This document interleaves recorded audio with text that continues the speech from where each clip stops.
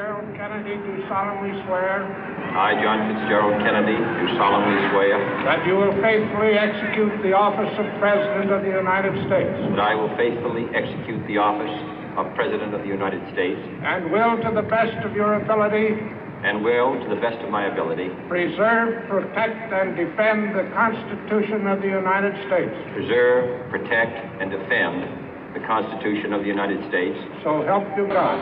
So help me God.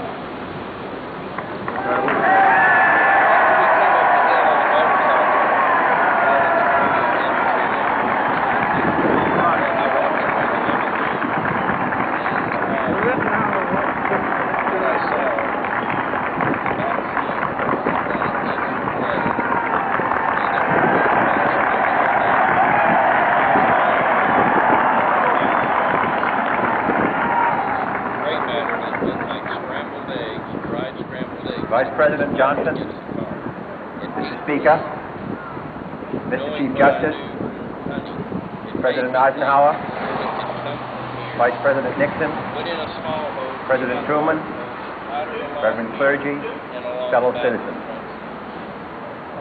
We observe today not a victory of party, but a celebration of freedom, symbolizing an end as well as a beginning, signifying renewal as well as change. For I have sworn before you and Almighty God the same solemn oath our forebears prescribed nearly a century and 3/4 ago. The world is very different now, for man holds in his mortal hand the power to abolish all forms of human poverty and all forms of human life. And yet the same revolutionary beliefs for which our forebears fought are still at issue around the globe. The belief that the rights of man come not from the generosity of the state, but from the hand of God. We dare not forget today that we are the heirs of that first revolution. Let the word go forth from this time and place to friend and foe alike that the torch has been passed to a new generation of Americans born in this century, tempered by war, disciplined by a hard and bitter peace, proud of our ancient heritage, and unwilling to witness or permit the slow undoing of those human rights to which this nation has always been committed and to which we are committed today at home and around the world.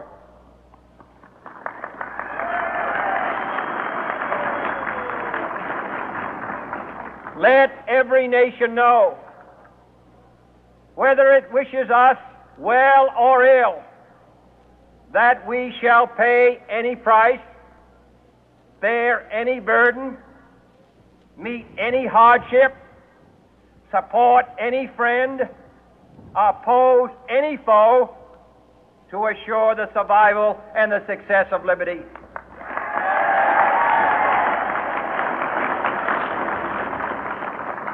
This much we pledge and more.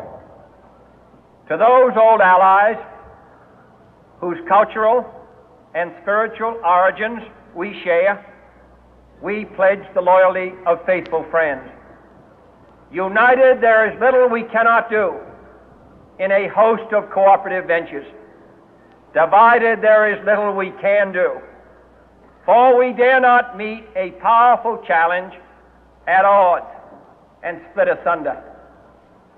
To those new states whom we welcome to the ranks of the free, we pledge our word that one form of colonial control shall not have passed away merely to be replaced by a far more iron tyranny. We shall not always expect to find them supporting our view, but we shall always hope to find them strongly supporting their own freedom, and to remember that in the past, those who foolishly sought power by riding the back of the tiger ended up inside.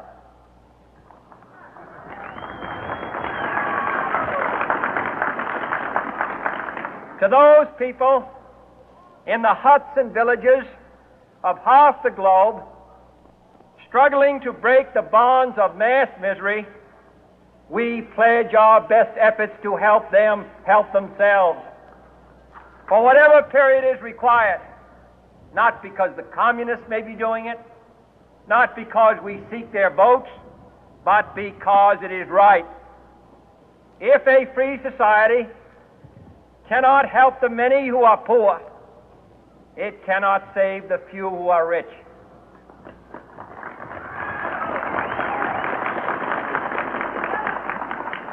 To our sister republics south of our border, we offer a special pledge to convert our good words into good deeds, in a new alliance for progress, to assist free men and free governments in casting off the chains of poverty.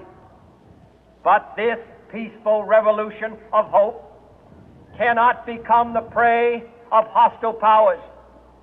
Let all our neighbors know that we shall join with them to oppose aggression or subversion anywhere in the Americas.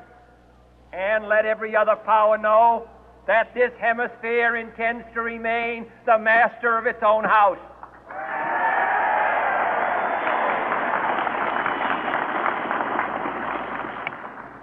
To that World Assembly of Sovereign States, the United Nations, our last best hope, in an age where the instruments of war have far outpaced the instruments of peace, we renew our pledge of support to prevent it from becoming merely a forum for invective, to strengthen its shield of the new and the weak, and to enlarge the area in which its writ may run. Finally, to those nations who would make themselves our adversary, we offer not a pledge, but a request that both sides begin anew the quest for peace. Before the dark powers of destruction, unleashed by science, engulf all humanity in planned or accidental self-destruction, we dare not tempt them with weakness, for only when our arms are sufficient beyond doubt can we be certain beyond doubt that they will never be employed. But neither can two great and powerful groups of nations take comfort from our present course, both sides overburdened by the cost of modern weapons, both rightly alarmed by the steady spread of the deadly atom, yet both racing to alter that uncertain balance of terror that stays the hand of mankind's final war. So let us begin anew, remembering on both sides that civility is not a sign of weakness, and sincerity is always subject to proof. Let us never negotiate out of fear, but let us never fear to negotiate.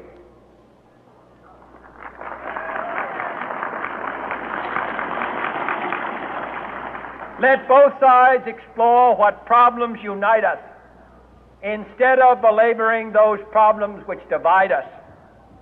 Let both sides, for the first time, formulate serious and precise proposals for the inspection and control of arms, and bring the absolute power to destroy other nations under the absolute control of all nations.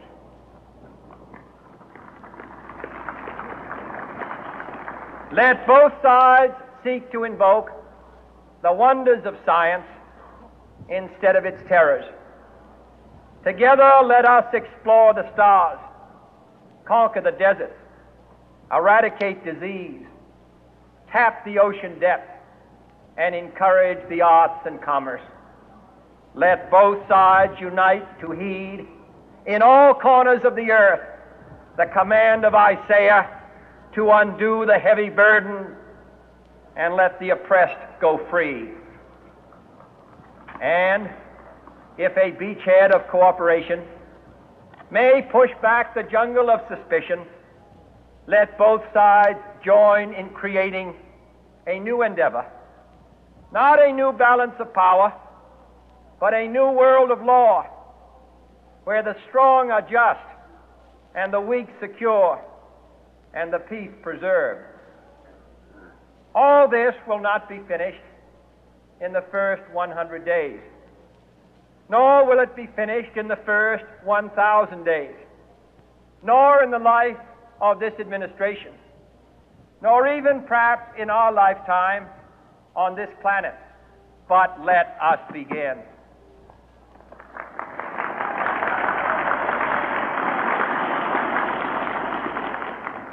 In your hands, my fellow citizens, more than mine, will rest the final success or failure of our course.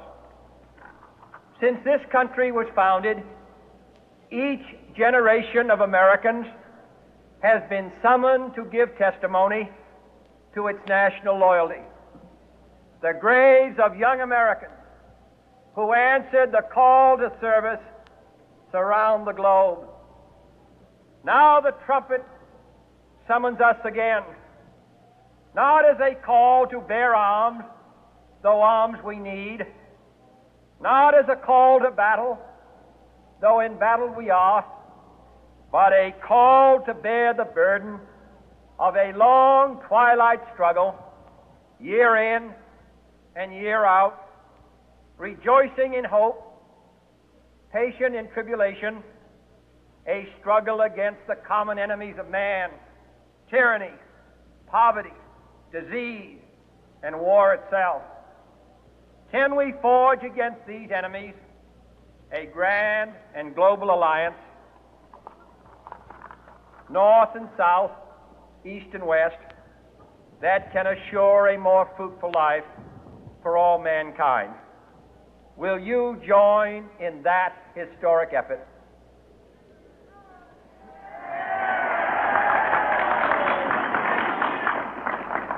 In the long history of the world, only a few generations have been granted the role of defending freedom in its hour of maximum danger. I do not shrink from this responsibility. I welcome it.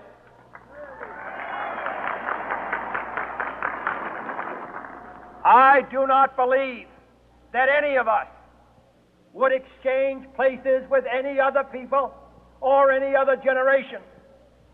The energy, the faith, the devotion which we bring to this endeavor will light our country and all who serve it. And the glow from that fire can truly light the world. And so, my fellow Americans, ask not what your country can do for you, ask what you can do for your country.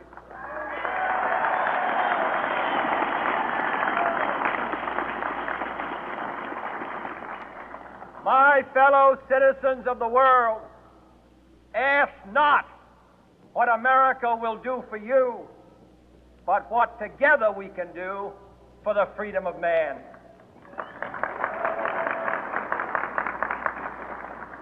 Finally, whether you are citizens of America or citizens of the world, ask of us here the same high standards of strength and sacrifice which we ask of you.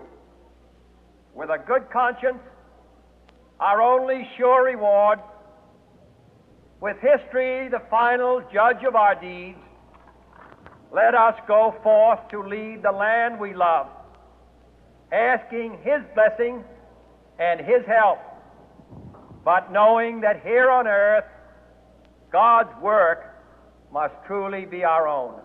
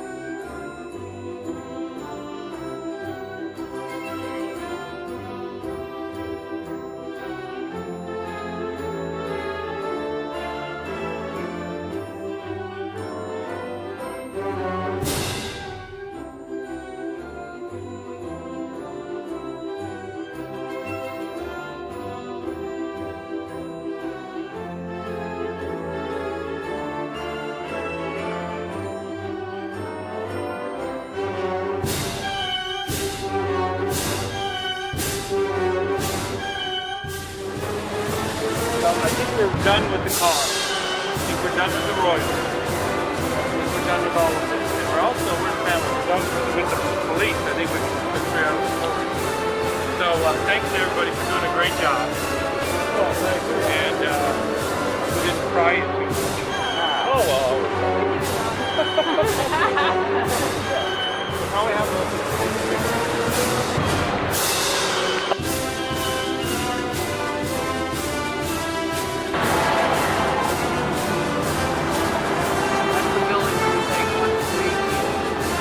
There you go.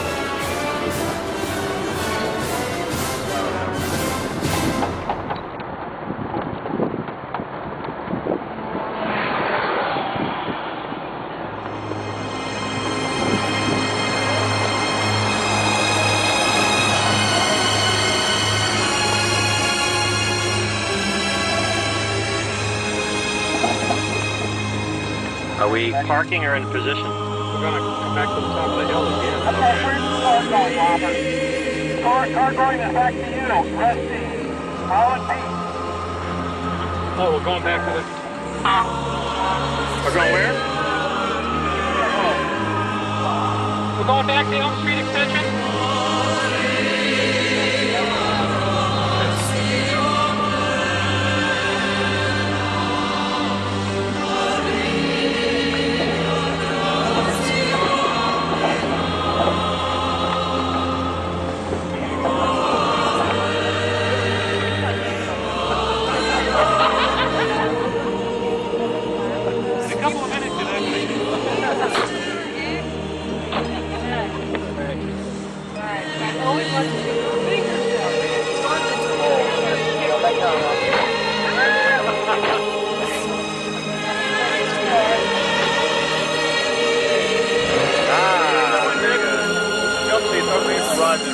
No, I'm surprised they're holding up.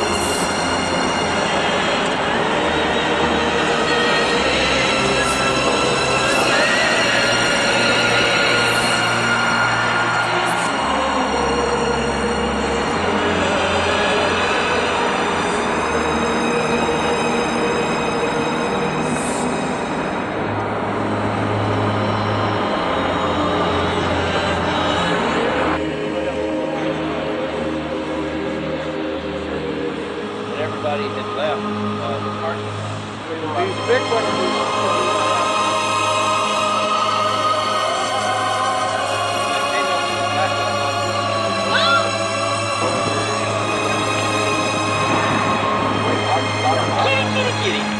Kitty's got more lives than a cat.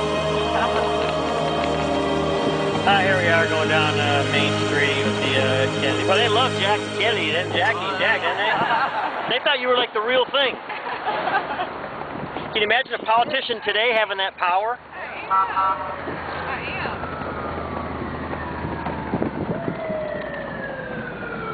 like this. No wonder a guy likes to be president.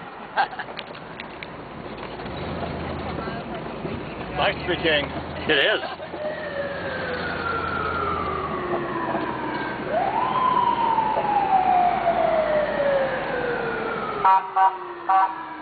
I'm parking it? Yeah, we're going to go back where we were before.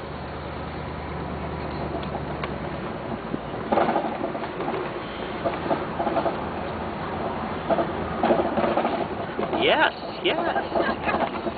Every time we come down here, it rattles a little more. Yeah. No, that's my brain. That's right. That feels like a ball joint on that side. Eyeballs.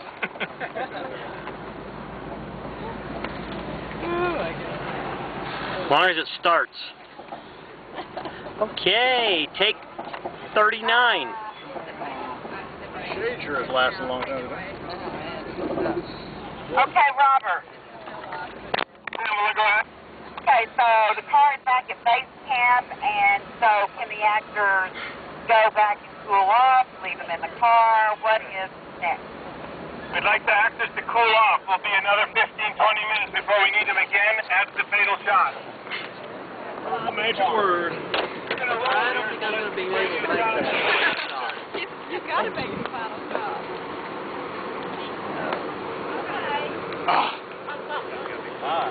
Whew. It's so This is video. I'll send this to you.